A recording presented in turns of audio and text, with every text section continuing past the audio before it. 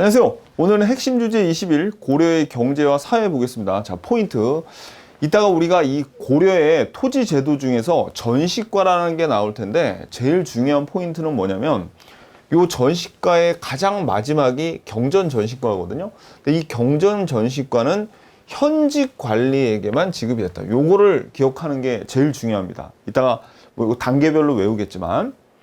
그리고 과전법, 전시과 다음에 고려 말 공양왕 때 과전법이 시행이 됐는데 요거는 전시과는 전국 토지에 다 시행이 됐지만 과전법은 경기 지역만 시행이 되고 그 목적은 신진사대부의 경제적인 기반이 됐다는 거. 요거를 이따가 배울 거예요. 그리고 시험에 제일 잘 나오는 게 이 부분에서 요 3, 4, 5번입니다. 일단 이 숙종 중요한 왕입니다. 우리 그 초대 배웠던 그 태조, 광종, 성종, 공민왕 외에도 이 숙종도 중요한 왕인데 주전도감을 설치해서 화폐를 만들어요. 화폐. 그 중에서 시험에 제일 잘 나오는 건 이 은병, 활구고요.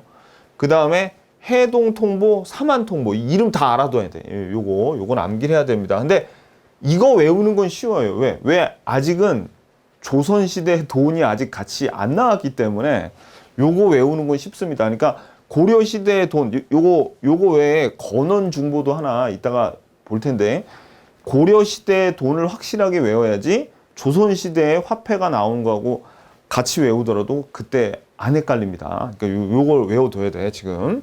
그 다음에 경시설을 설치했다는 거, 요것도 이따 볼 거고, 그 다음에 고려의 무역항은 병란도, 요거 매우 중요합니다. 자, 그리고 이제 뭐 흑창, 제위보, 의창, 상평창 이런 사회 제도 같은 거 있죠. 요런 것들을 오늘 요거 위주로 봐야 돼요. 사실 이 부분이 내용이 되게 많은데 제가 최대한 추려가지고 시험에 나온 거, 시험에 나올 뻔한 것만 제가 추려드린 거예요. 아셨죠? 자, 그러면 기본서 85페이지 보자고요. 자, 고려의 토지 제도가, 기본적인 토지 제도가 요 전시과입니다. 근데 전시과에서 먼저 여러분들이 좀 알아야 될 게 토지를 나눠준다는 이제 표현을 하거든요. 왕이 토지를 나눠주는데 여기서 나눠주는 건 토지의 소유권이 아니에요. 토지의 소유권이 아니라 뭐를 주는 거냐면 비추보세요. 조세를 거둘 수 있는 수조권. 수조권이 조세를 걷는 거죠. 수조권을 지급한 거예요. 자, 이게 무슨 얘기냐면 이겁니다. 자, 지금 뭐 우리나라 대한민국이라고 칩시다. 그리고 여기 관리를 이제 우리가 공무원이라고 쳐봐요. 그러면 현재는 어떻게 돌아가냐면 이렇게 돌아가고 있어요. 여기 이제 국민들로부터 세금을 국가가 걷죠. 세금을 걷어. 그런 다음에 국가가 이 관리들, 공무원들한테 월급을 주잖아요. 그죠? 근데 고려시대 때로 돌아가 보면 고려시대 때 이렇게 백성들 일일이 찾아다니면서 세금 걷는 것도 비용이고 또 이렇게 나눠주는 것도 요것도 비용이 들어요. 그러니까 어떻게 하냐면 이렇게 하는 거야.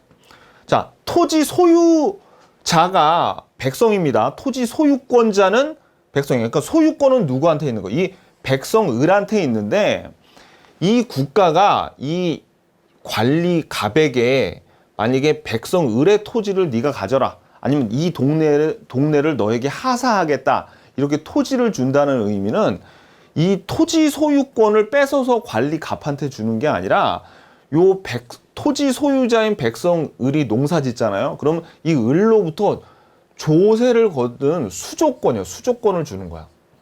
그럼 토지를 하사하겠다. 고려시대 때 토지를 하사하겠다 그런 거는 토지의 소유권을 뺏어서 주는 게 아니라 뭘 준다고요? 요 토지로부터 조세를 거두라는 그런 권리를 주는 겁니다. 이게 전시과예요. 그러니까 이걸 알아야 돼요, 여러분들. 아, 소유권을 주는 게 아니라 세금을 걷게 했구나. 그러면 국가도 이렇게 세금을 일일이 걷어야 되는 그런 비용 부담에서 벗어날 수 있겠죠. 그런 내용입니다. 자, 그래가지고 보세요. 수조권을 지급한 토지 제도다, 전시과. 그런데 이 전시과에서 요 과 있죠, 과는 뭐라냐면 관리의 등급을 의미해요. 관리의 등급. 그러니까 관리의 등급을 우리가 관품이라고도 하죠. 그러니까 전시과는 관직을 기준으로 차등적으로 지급되는 거야. 전시과. 관리 등급에 따라서. 그리고 또 원칙은 세습이 안 돼요. 원칙은 세습이 안 돼서 관직에서 물러나면 토지를 국가에 반납하는 게 이제 원칙이었는데 이게 잘 안 지켜졌기 때문에 전시과가 나중에 붕괴가 됩니다. 그리고 요 전시과에서 요 전은 농사를 짓는 거야. 전지는 농사를 지을 수 있는 땅이니까 요 농사 짓는 농민들에게 주로 농작물인 쌀을 세금으로 걷겠죠. 이 관리가. 그리고 시는 그 토지에서 나는 땔감을 얻을 수 있는 땅이에요. 땔감까지 이렇게 챙겨준 토지 제도는 전시과밖에 없습니다. 그래서 전시과예요. 전시과. 이름에 다 나와 있죠. 자, 그리고 이제 토지 제도의 변천을 볼 텐데 역분전부터 시정, 개정, 경정, 전시과로 이렇게 크게 4개가 나옵니다. 그래서 결국은 우리가 이 표를 외우면 되는데 이 표도 다 외울 필요 없이 그냥 순서만 외우면 돼요. 일단 순서만 외우고 딱 2개만 정확하게 외우면 됩니다. 순서가 어떻게 되냐면 정말 외우기 쉬워요. 앞 글자를 따봤더니 역시 개경 이렇게 나왔어. 역시 개경이야. 그죠? 너무너무 다행이죠. 순서대로. 근데 이제 중요한 건 뭐냐면요. 아까 뭐라 그랬냐면 그 처음에 아까 그 전시과에서 과가 관품, 관리의 등급에 따라서 나눠준다 그랬잖아요. 근데 처음에는 이 역분전이라는 건 뭐냐면 태조가 고려를 처음 세웠을 때 개국 공신들한테 토지를 나눠준 게 이게 역분전입니다. 그러면 당연히 이 사람들한테 개국 공신한테는 공로나 인품, 어떤 충성심 그런 거에 따라서 토지를 나눠줬겠죠. 그래서 같이 쌈박질을 하던 개국 공신이니까. 그러다 이제 전시과 체제가 되면서 관품으로 토지를 지급을 하게 되는데 여기서 제가 토지를 지급한다는 거는 소유권이 아니라 그랬어요. 수조권이라 그랬어. 근데 봐봐요. 여기에 처음에 인품까지 충성심까지 고려하고 시정 전시과로 한번 바뀌면 이제 역분전에서 시정 전시과가 되면서 요때 인품까지 고려해서 관품을 위주로 주긴 줬는데 인품까지가 고려됐어요. 그런데 중요한 건 이거죠. 개정 전시과에서는 시정 전시과에서 한번 바뀐 게 개정 전시과거든요. 이때는 아예 인품은 배제하고 관품만으로 전시과를 나눠줬네? 그러면 이게 뭐예요? 개정 전시과. 역시 개경 중에서 관품만 나눠줬어. 그리고 보세요. 요 경전 전시과 이전까지는 어떻게 되냐면 처음엔 개국공신한테 줬죠.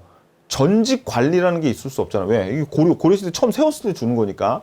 근데 이제 시정 전시과에서는 전직과 현직 관리에게 줬어요. 개정 전시과에서도 전직과 현직 관리에게 줬어. 근데 그러다 보면 이 수조권을 나눠줄 토지가 부족하겠죠. 그러니까 어떻게 되냐? 결국은 현직 관리에게만 주게 된 게 제일 마지막인 경전 전시과예요. 그러니까 우리는 이 표를 무식하게 막 이렇게 쫙 나와 있잖아요. 그러니까 다 외울 필요 없고 역시 개경 외운 다음에 인품을 배제하고 관품으로만 주던 게 뭐예요? 라고 물어보면 개정 전시과예요. 3번째. 그래서 관품으로만 줬어.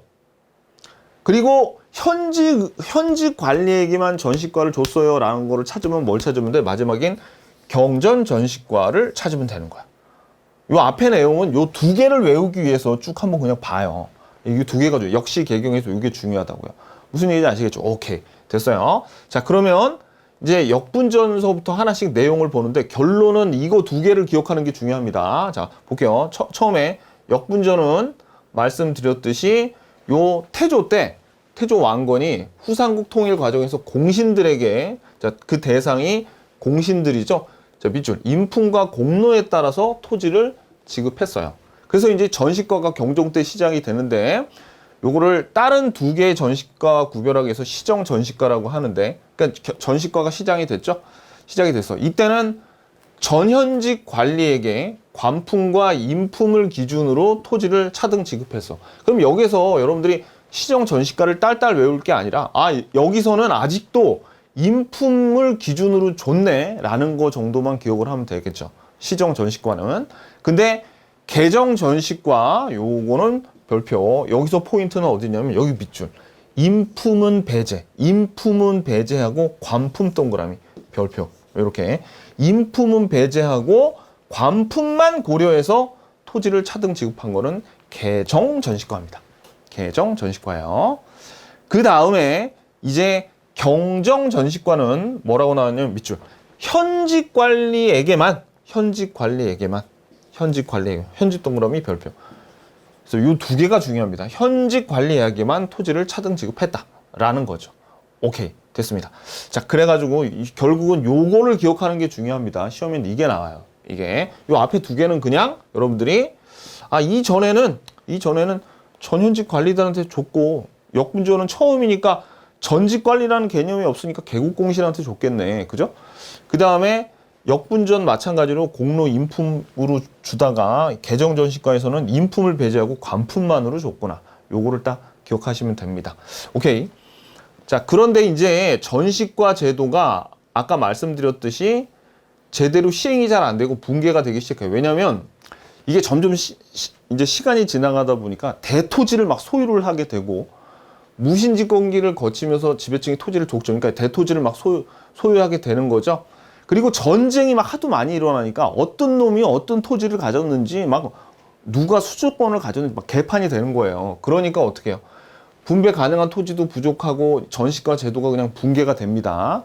그래가지고 어떻게 되냐면 자, 녹과전 이거는 그냥 한번 눈으로 보고 녹과전이라는 게 있어서 이 전시과 제도가 붕괴가 됐기 때문에 현직 관리들을 생계 유지로 경기도에 한해서 준 게 녹과전이라는 게 있는데 이거는 그냥 한번 눈으로 봐주세요. 중요한 거 아니야. 이거 눈으로 봐주세요. 중요한 게 아니야. 우리가 그냥 이건 녹과전이라는 게 존재하기 때문에 제가 적어놓긴 했는데 시험에 거의 안 나옵니다. 그러니까 요거 두 개 기억하는 게 제일 중요하고 그 다음에 중요한 거는 이제 과전법입니다. 과전법. 이 과전법은 나중에 뒤에서도 배울 건데 지금 미리 한번 보고 뒤에 한번 더 볼게요.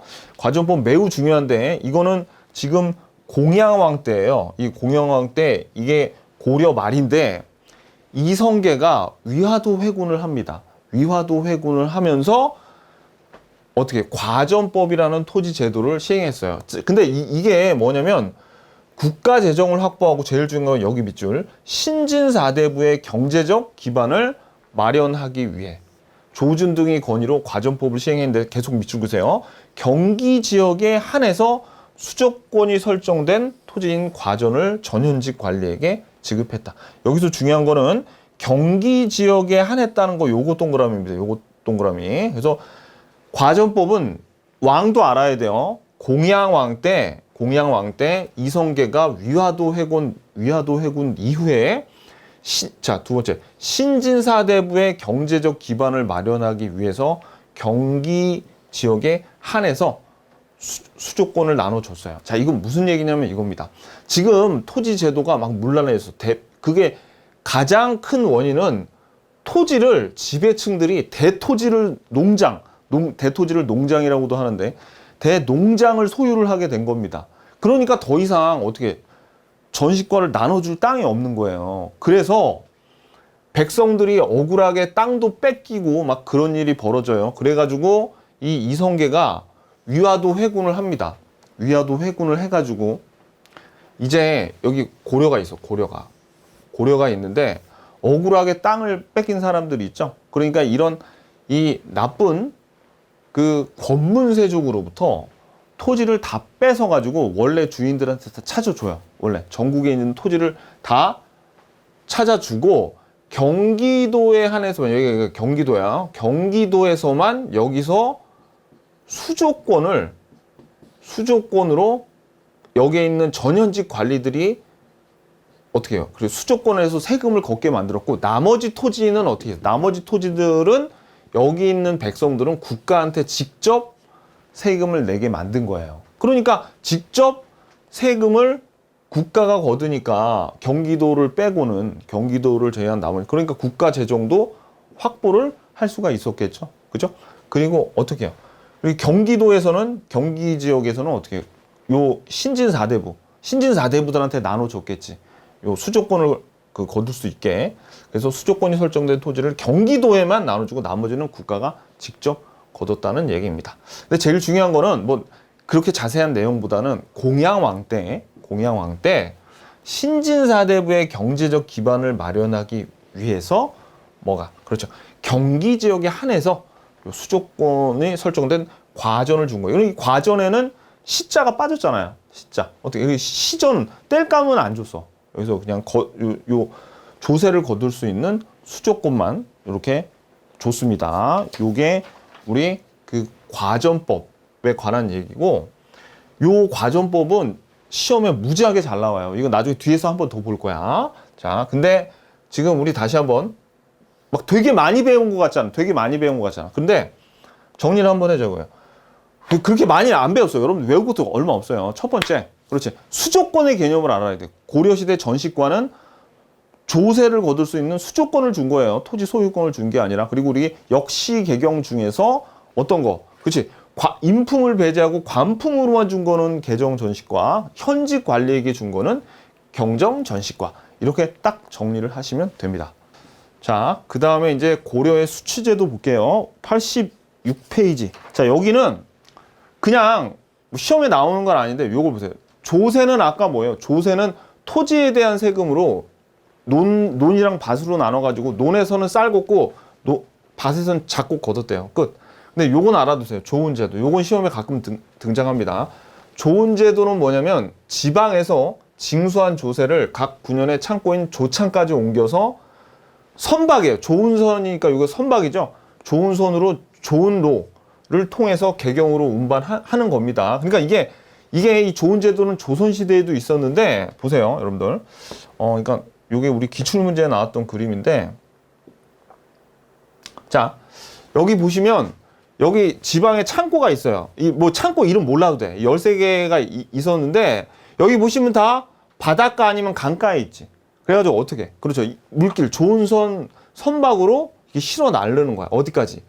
개경까지. 이게 한양이면은 조선이겠는데 개경이면 고려겠죠. 둘 다 있었으니까 좋은 제도가. 오케이. 자, 그래서 좋은 제도 받으시고요. 조세는 토지에 대한 세금이에요. 근데 곡물은 가구에다가 매기는 세금입니다. 가구, 집집마다. 그래서 여기는 특산물을 내는 거고, 징발하는 거고, 역은 군복무와 같은 어떤 노동력을 징발하는 거예요. 안 중요해. 별로 안 중요해. 그냥 알아만 두세요. 이런 게 있었구나. 이런 것들은 역시 조선시대에 가면 중요하니까 그때 다뤄지고, 고려시대는 출제 빈도가 거의 없어요. 좋은 제도 정도 한번 보고, 그 다음에 고려의 농업 보겠습니다. 고려의 농업은 시험에 잘 나오는 게 이거예요. 자, 밑줄 그세요. 고려 말 이함이 농서인 농상지표를 원나라로부터 소개. 자, 여기서 중요한 거는 원나라로부터 소개가 중요한 거야.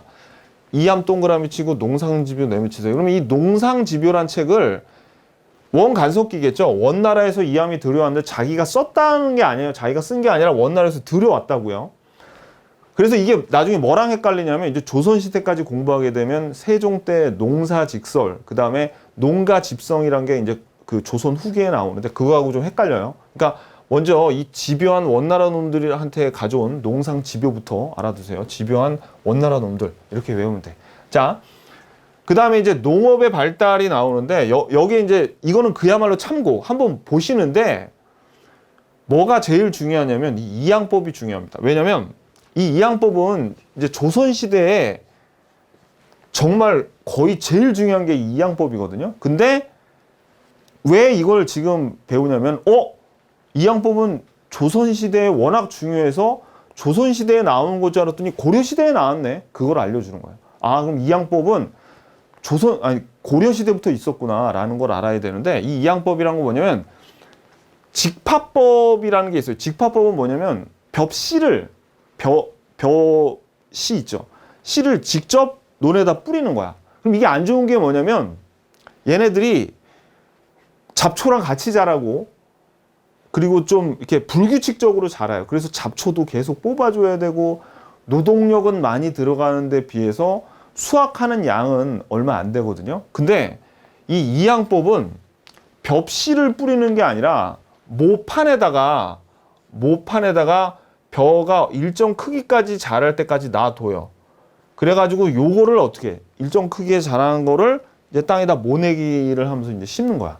그러면은 훨씬 수확량도 많아지고 잡초 뽑기도 굉장히 용이해지고 노동력과 노동력이 혁신적으로 감소가 되고 그 다음에 그 수확량도 엄청 늘어납니다. 이 양법이 굉장히 중요한 거예요. 근데 요게 자 요거 밑줄 이 양법이 남부 지방에 일부 보급되었다. 자 모내기법이라고도 합니다. 일부 보급이 되었네 벌써. 요걸 알아두는 게 중요합니다. 이게 어떻게 쫙 퍼져나가는 건 조선시대인데 고려시대에도 이 행법이 행해졌다고요. 이걸 알아야 돼. 오케이. 자, 그 다음에 나머지는 그냥 저하고 한번 그냥 뜻만 알자고요. 12법. 그러니까 농사하는 기술이 점점 발달했다는 걸 보여주는 거야. 12법은 이제 거름을 주기 시작했어.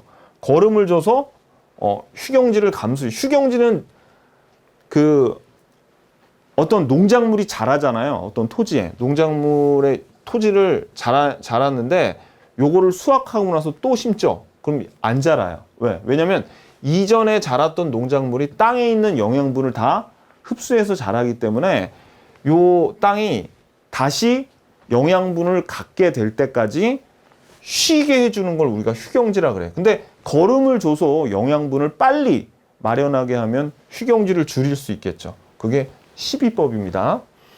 그리고 윤작법은 한 경작지에서 여러 작물을 번갈아 가며 재배하는 거예요. 그래서 2년 3작의 윤작법이, 자, 이게 윤작법은 뭐냐면 어떤 경작지가 있어.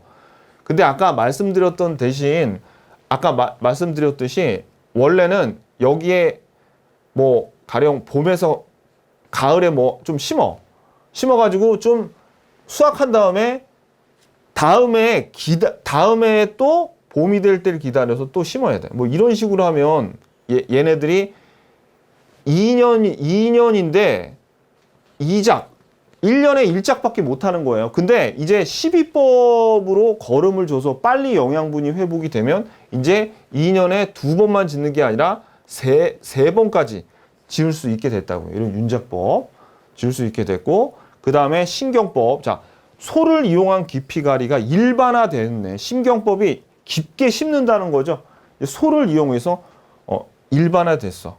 우리 이 우경에 대한 거는 삼국시대나 선사시대에 많이 나왔는데, 그죠? 우경이 일반화된 거는 언제? 이제 고려시대네. 이 질문 많이 봤죠. 드디어 나왔습니다. 그죠? 자, 근데 여기서 이제 중요한 거는 이런 거는 그냥 참고로 여러분들이 알아두시고, 요거는 우리 시험에 자주 나오니까 요거 알아두고, 그 다음에 이양법이 남부 일부에 보급되었다. 요건 꼭 알아둬야 돼요. 요거. 오케이. 자, 그 다음에 이제 농업을 봤고요.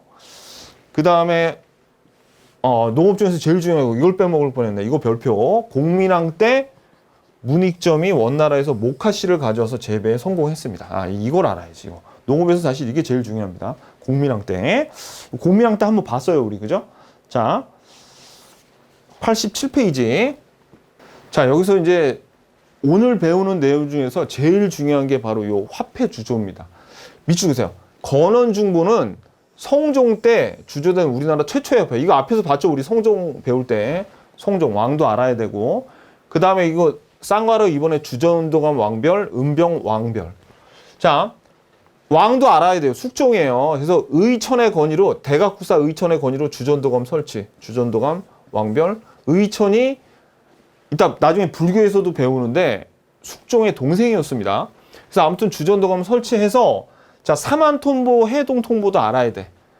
그리고 은병 활구는 이것까지 알아야 돼. 이름까지 알아야 돼. 이거 다 주전도감에서 이제 설치했는데, 자, 보세요.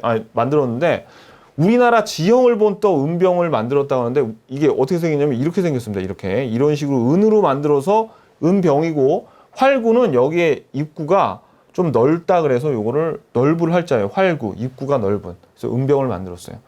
그래가지고 여기서 중요한 거는 보세요, 여러분들. 아무튼 건원중보 빼고 무슨 돈 얘기 나왔죠. 돈을 만들었대. 그러면 숙종 때인데, 이 숙종이 어느 시대 왕이냐면 문벌 귀족 시기. 그러니까 요기 때 왕이었어요. 요기 때 문벌 귀족 시기 중기에. 그래가지고 요때 만약에 시험에 은병을 가지고 상행위를 했다. 아니면 해동통보나 사만통보로 뭔가 거래를 했다. 이런 말이 나오면 크게 봐서는 고려시대를 얘기하는 거고, 좀 좁게 봐서는 문벌 귀족 시기를 얘기하는 겁니다. 요거 숙종 때. 그러니까 요거 시험에 너무너무 잘 나와요. 꼭 알아둬야 돼. 특히 이 은병 활구. 주전동항, 은병활구, 해동통보, 사망통보 다 잘 나와. 요거 권원중보도 아셔야 되고. 자, 그리고 이제 상업 볼게요. 상업은 뭐 이거 대체적으로 도시, 뭐 개경, 서경이겠죠. 특히 개경, 수도니까 중심으로 발달했는데 나중에는 지방으로 확대됐다. 뭐 너무나 당연한 얘기고. 그 다음에 요 경시서 별표 주세요. 경시서. 경시서는 개경, 서경에 시전이 설치되었고 매점 매석을 막기 위해 밑줄. 시전이 시장이에요. 시전에 상행위를 감독하는 경시서가 설치되었다. 이거하고 비슷한 거. 그렇죠. 우리 신라의 동시전 기억나시죠? 그거하고 헷갈리시면 안 됩니다. 경시서. 이거는 고려구나. 그 다음에 관영상점, 개경, 서경, 동경 등의 대도시의 서적점, 약점, 다점 등을 다루는 이런 관영상점이 뭐예요? 국가에서 직접 운영하는 상점이라고. 관영상점이 있었네. 특이하네. 요 정도 알아두시면 됩니다. 오케이. 경시서를 알아야 돼. 경시서. 그리고 고려의 수공업과 무역활동 있죠? 자, 보세요. 고려는 공업이 이것도 수공업도 국가에서 관장하는 그런 수공업하고 여기 뭐예요? 향소부곡 할 때 그 소 있죠? 천민은 아닙니다. 양민들이 사는 그 소수공업이 발달했어요. 여기 두 개. 근데 향소부곡이 점점 소멸이 돼 가면서 나중에는 민간 수공업과 사원 수공업이니까 이거 절에서 뭐 만드는 거네. 그죠? 사원 수공업이 발달하겠다. 이 정도. 그래서 자, 이제 여기는 뭐만 아시면 되냐면 그냥 이것만 알아두시면 뭐 이런 뭐 여러 가지 뭐 이런 거 필요 없어요. 그냥 그런 거 필요 없고 그냥 상업은 경시서 알면 돼. 경시서. 오케이. 그다음에 고려 수공업은 처음에는 관영 수공업과 소수공업이 발달을 했어. 근데 소수공업이 향소 부곡 마을들이 점점 없어지고 일반 군현이 되면서 민간 수공업, 특이하게 또 사원 수공업도 있었다라는 거. 요 정도 아시면 됩니다. 그러니까 사원 수공업 나오면 고려는 불교의 나라잖아요. 그러니까 사원 수공업. 아무래도 절에 사람들이 많이 왔다 갔다 하니까 사람들이 많으니까 거래가 이루어졌겠죠. 이런 절에서. 자, 오케이. 요 정도 아시면 됩니다. 그 다음에 고려의 무역. 자, 여기 병란도의 왕별. 너무너무 중요합니다. 이 병란도, 계속 밑줄 그으세요. 예성강 하구의 병란도가 국제무역항으로 발전했다. 그럼 시험에는 병란도를 주고 또는 예성강 하구의 국제무역항이라고 줘놓고 우리한테 어느 시대야라는 걸 물어보면 병란도 나오면 그냥 고려인 겁니다. 이 병란도는 어디 있었냐면 예성강이 개경하고 가깝거든요. 그래서 개경이 여기 있잖아요. 그러면 요 예성강이 이렇게 흘러가고 있어서 한 이쯤 있었어요. 이쯤. 뭐 자세한 위치는 몰라도 됩니다. 그러니까 개경하고 가까웠어. 그래가지고 여러분들 그것도 기억나시죠? 개경하고 가까운 병란도가 국제무역항으로 무역의 중심이 되듯이 통일신라 시대에도 뭔가 좀 국제무역항 기억나요? 자, 우리 여러분들 51페이지, 교재 51페이지 보면 경주하고 가까운 울산항, 한강 유역의 당항성이 무역항으로 발달했다. 그게 나온단 말이에요. 그러니까 헷갈리지 마시라고. 아무튼 병란도는 고려입니다. 병란도 고려. 오케이. 예성강 하고. 그리고 또 우리에게 이거 고려야 라고 친절하게 힌트를 주는 게, 왜냐면 우리 시험에는 다음 시대에 옳은 것을 해놓고 고려 시대인지 물어보는 그런 문제, 대표적으로 이 병란도를 주는데 송나라가 나오면 고려겠죠. 왜냐면 고려가 918년에 건국을 해가지고 1392년에 조선이 건국되면서 멸망을 하잖아요. 근데 송나라는 960년인가 해가지고 요때 막, 그러니까 고려가 있는 사이에 있다가 망하고 원나라로 넘어가죠. 그러니까 송나라가 나오면 무조건 어떻게 고려 시대인 겁니다. 무슨 얘기인지 아시겠죠? 오케이. 자, 그래서 여러분들이 요것도 알아요. 그러니까 뭐 인삼 뭐 이런 걸 수출하고 이런 비단과 약재를 수입하다 이런 게 중요한 게 아니에요. 그냥 송나라 나오면 이거 고려인데? 라는 걸 아셔야 됩니다. 그리고 이 병란도에는 당연히 국제무역항이니까 대식국 아라비아 상인들도 와가지고 수출입 활동을 했고 거기에서 이들을 통해서 고려라는 이름이 서방 세계에 전해졌다라는 거 알아두시고요. 근데 중요한 거는 병란도 자체 이 이름을 기억해야 돼. 고려의 국제무역항이었다. 자, 그 다음에 88페이지. 자, 고려의 사회. 여기 신분제도는 뭐 시험에 나올 거 없습니다. 우리가 그냥 지배층이 호족에서부터 신진사대부로 이렇게 변화했다는 걸 알아야지 우리가 고려 사회를 꿰뚫어 볼 수 있죠. 그러니까 여러분들 이거 꼭 알아야 돼요. 고려 시대를 공부하려면 이렇게 5개로 나눈다는 걸 알아야지 암기도 되고 이해도 되고 다 그렇습니다. 그리고 중간계층은 여기 호족들 중에서 큰 세력은 문벌 귀족이 됐고 중앙에 가서 작은 세력들은 여기서 향리가 됐다. 뭐 그런 내용입니다. 자, 근데 여러분들이 좀 헷갈리실까봐 요거 백정, 요거는 시험에 나오는 건 아니고 헷갈리시고, 고려시대의 백정은 그냥 양민이에요. 소 잡는, 소를 도살하는 직업이 백정이라고 불린 건 조선시대고, 고려시대의 백정은 그냥 일반 양민들입니다. 그리고 향소 부곡 거주민들의 특징은 뭐예요? 과거 응시도 안 되고 더 세금 많이 냈죠. 그죠? 요거. 그리고 천민은 주로 노비였습니다. 주로 노비여가지고 재산처럼 다뤄져서 이 노비 자체가 다른 주인에게 뭐 상속도 되고 뭐 그랬었어요. 요거 주로 노비가 이 천민이었다라는 거. 자, 그리고 이제 고려의 사회제도 이제 여기서 시험이 나옵니다. 자, 요거 이제부터 다시 좀 보자고요. 여기 보면 일단 우리가 아는 거, 요 흑창 누굽니까? 고려 태조죠. 그래서 요 창이 창고 아닙니까? 그죠? 그러니까 평상시에 곡물을 비축해 뒀다가 흉년에 곡식을 빌려줬다 다시 받는 거예요. 이거는 고국천왕 때 진대법과 매우 유사하죠. 고구려. 그리고 제위보의 보는 요거는 기금을 마련하는 거거든요. 그래서 요걸로 여기서 마련된 이자 그 돈으로 빈민을 구제했어요. 요거 광종 때 앞에서 봤던 거 요거. 그 다음에 의창은 흑창을 확대 개편한 거죠. 거의 똑같은 일을 하는 겁니다. 그래서 요거는 성종 때. 이거는 다 나왔던 얘기예요. 요거. 그리고 하나 더. 상평창도 성종 때 나왔었는데, 상평창은 이겁니다. 요거는 평상시에 평평하게, 통상적으로 평평하게 유지한다는 거야. 뭐를? 물가. 근데 그 물가에서 가장 중요한 어떤 거? 곡물 가격을 평평하게 유지한다는 거예요. 여러분들, 지금도 그 곡물 가격이 오르면 물가가 막 오르죠. 그렇기 때문에 이 고려 시대에도 쌀 가격을 통제하는 게 굉장히 중요해요. 그래가지고 예를 들어서 흉년이 됐어. 그러면 이제 쌀 가격이 막 오를 거 아닙니까? 곡물의 가격이 오르잖아요. 그러면 전체적으로 물가가 다 올라. 그러니까 이제 어떤 방법을 취하냐면, 풍년일 때는 곡식이 쌀 거 아닙니까? 그러니까 풍년일 때는 사서 창고에 넣어뒀다가 흉년일 때 곡물이 이제 가격이 오르게 되면 그 쌀을 풀어가지고 가격을 평평하게 맞추는 거예요. 그게 상평창입니다. 그래서 읽어볼게요. 풍년에 곡식을 사고 흉년에는 곡물을 싸게 팔아 곡물의 가격을 일정하게 유지해서 물가를 조절하는 거예요. 그러니까 물가 조절기구 밑줄. 물가 조절기구예요. 상평창. 결론적으로 요거. 그래서 개경, 서경 12목에 설치가 됐대. 이 12목까지 설치가 됐으면 당연히 성종이겠네. 그죠? 12목 하면 성종 아닙니까? 그죠? 자, 그래서 요 의창과 상평창은 성종 때, 흑창과 제위보는 태조, 광종 때, 요때 마련되네. 이거는 알아야지. 우리가 앞에서 이미 봤잖아요. 다시 한번 암기를 해주시기 바랍니다. 요거. 그래서 그 다음에 이제 나머지 3개. 요것도 시험에 잘 나와요.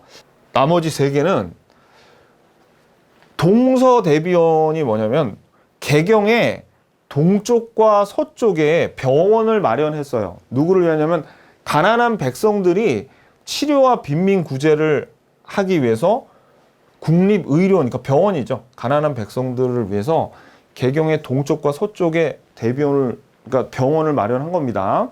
서경에도 하나 있었어요. 서경에도 하나 있었어. 분사가. 자, 그래서 아무튼 가난한 백성의 요거, 여기서 빈민 구제는 뭐예요? 그죠?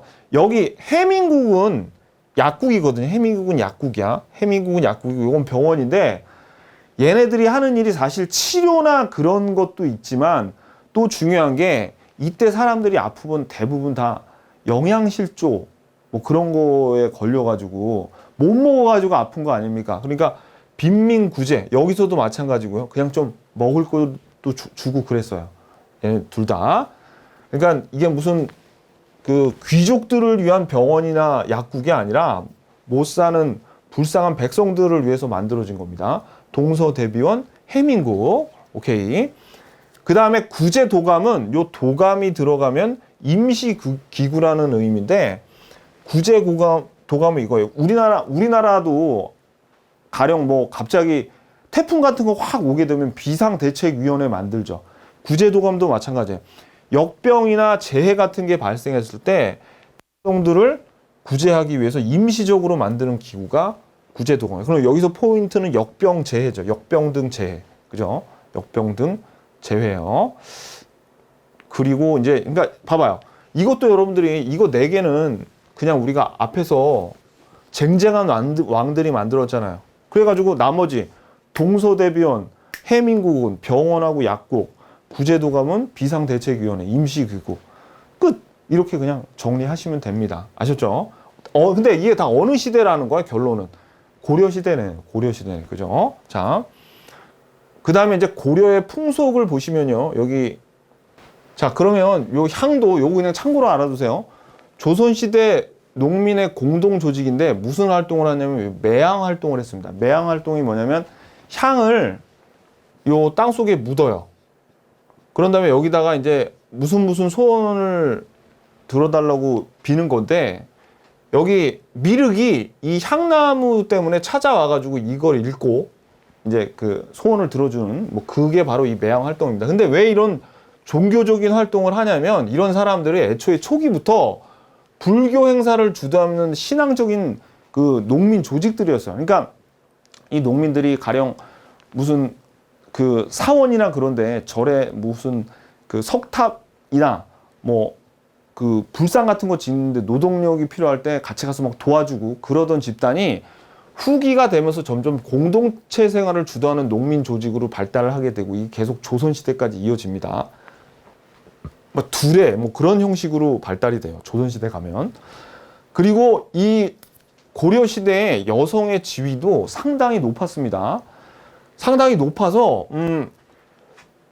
조선시대 전기까지만 해도 고려가 망했다 그래서 고려의 그 풍속이 망한 날부터 없어지는 건 아니죠. 그래서 여자들의 지위가 조선 전기 때까지도 강했어요. 근데 이제 조선 후기 들어가면서 성리학이 보수화되면서 그때부터 이제 여자들의 지위가 낮아지기 시작했는데 남자랑 거의 똑같았습니다. 물론 뭐 관직이나 그런 거를 나가는 데는 뭐 여자는 없었지만 그래도 어느 정도 사회적으로 여성의 지위가 거의 남자와 비슷했어요. 그래서 자, 사위와 외손자한테 음서의 혜택이 있었대요. 음서의 혜택. 그러니까 이건 뭐야? 그죠? 요 과거 없이 관리가 되는 제도인데 아들이나 친손자만 되는 게 아니라 딸 쪽에 딸의 남편 그리고 외손자까지 음서의 혜택이 있었던 거예요. 자, 그 다음에 상속도 균등하게 됐습니다. 자, 지금 대한민국도 상속이 균등하게 된 게 얼마 안 돼요. 상속법이 개정되고 해가지고 원래는 장남한테 다 몰아주다가 이제는 균등하게 됐는데 이때 벌써 균등하게 상속이 됐었어요. 딸한테까지. 아들 둘, 딸 둘 있으면 다 4등분해서 주는 거야. 자, 그 다음에 아들이 없으면 딸도 제사를 지낼 수 있습니다. 아마 지금 현재 대한민국이 제사를 뭐 많이 안 지내지만 지금도 딸 제사 안 지낼걸요? 웬만하면 아들이 다 지내요. 근데 이때는 딸도 제사를 지낼 수 있었어요. 그리고 호주가 될 수도 있었어. 이거 호주제도 엄마 앞으로 되는 것도 바뀐 것도 얼마 안 돼. 대한민국도. 근데 이때 벌써 호주가 될 수 있었죠. 그죠? 그리고 여성이 이혼할 수도 있고 재혼할 수도 있었습니다. 그래가지고 근데 이게 왜 나오냐면 보세요. 재간 여성의 자식도 차별을 받지 않는다. 이 말이 왜 나오냐면 조선 후기 때 가면은 재간 여성의 자식은 과거를 못 보게 해놨어요. 이제 뭐 그 정도로 이게 차별을 뒀는데 그래서 아무튼 여성의 지위가 확실히 어디보단 훨씬 높아. 조선 시대보다는 훨씬 높았다는 걸 우리가 알 수. 거의 뭐 현재 대한민국보다 더 좋은 그런 면도 있었죠. 오케이. 자, 그리고 이제 재미있는 일화가 하나 있는데 박유라는 사람이 있었어요. 박유. 벌써 이름 자체에서 욕을 많이 먹게 생겼죠. 꼭 이거 박유 좀 세게 발음하면 좀 영어로 욕하는 것 같잖아. 그죠? 근데 이때 충렬왕 때 이 사람이 어떤 걸 주장하냐면 순수한 마음이었을 거야. 이 사람이 이제 첩을 두는 것을 법제화하자. 이제 이런 제안을 했는데 왜냐면 그러니까 일부 다처제를 법제하자고 했는데 이때가 충렬왕 때이니까 지금 몽골하고 전쟁하느라고 남자들이 수가 많이 모자르고 여자들은 또 공료로 끌려가가지고 조혼이 유행했었잖아요. 그러니까 아예 첩을 둬가지고 여자가 공료로 끌고 가는 것도 맞고 또 여자들이 어떻게 많이 출산을 해서 남자의 수를 늘리자라고 제안을 했었는데 이 사람이 그런 제안을 하고 나서 길거리를 나갔더니 어떤 여자가 손가락질을 하면서 제가 박유다. 저놈이 첩 어쩌고 하는 그 박유야. 왕한테 그런 거나 제안하는 박유야. 하면서 다른 여자들이 우르르 몰라서 욕을 엄청 먹었답니다. 물론 그래서 이 사람의 주장은 받아들여지지 않았어요. 이런 일화가 있습니다. 그럴 정도로 여자의 지위가 높았었습니다. 요거. 오케이. 자, 그럼 오늘 포인트 한번 볼까요? 자, 일단 아까 말씀드렸듯이 요 전시과의 마지막이 경정 전시과죠. 문종 때. 그래서 현직 관리만, 뭐 관품으로 주는 건 당연하고 현직 관리만 주어진 게 바로 요거예요. 그 다음에 과전법은 아까 말씀드렸지만 신진사대부의 경제적 기반이 되고 요건 경기지방만 실행이 됐었죠. 그리고 주전도감 너무너무 중요합니다. 요 숙종 때 만들어진 의천의 자기 동생 의천의 그 건의로 만들어진 주전도감에서 이 돈 이름 꼭 기억하셔야 돼. 요거 은병, 해동통부, 삼안통보. 건원중보는 근데 성종 때 만들어졌다. 그죠? 꼭 기억하시고 경시서, 요거 시전을 감시하기 위한 거죠. 그 다음에 무역항 병란도 특히 요 송나라 뜨면 송나라 나오면 아무튼 고려예요. 병란도 고려. 그 다음에 우리가 각각 흑창, 제위보, 의창, 상평창 요거는 태조, 광종, 성종 때 만들어졌죠. 어떤 역할을 하는지. 그 다음에 요거 병원하고 약국, 그 다음에 요거 임시로 만든 비상대책회의. 요거를 여러분들 위해서 다 알고 계셔야 됩니다. 이제 이거만 있으면 여러분들이 이제 기출문제 쉽게 풀 수 있을 겁니다. 자, 기출문제 풀러 가자고요.